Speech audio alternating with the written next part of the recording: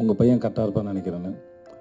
எனக்கு ஒரு மாதிரி சந்தோஷமும் இருந்தது, ஆனால் பயமும் இருந்தது. ஏன்னா அது அவன் எப்படி பண்ண போகிறானோ, இல்லை அப்போ தான் காலேஜ் படிச்சுட்டு நான் அப்போ தான் சேர்ந்துருந்தான்.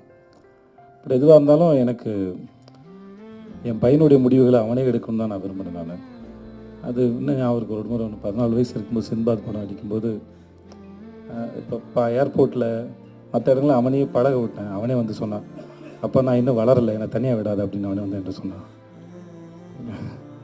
இல்லைடா அது பழகிடும் நான் நினச்சேன்.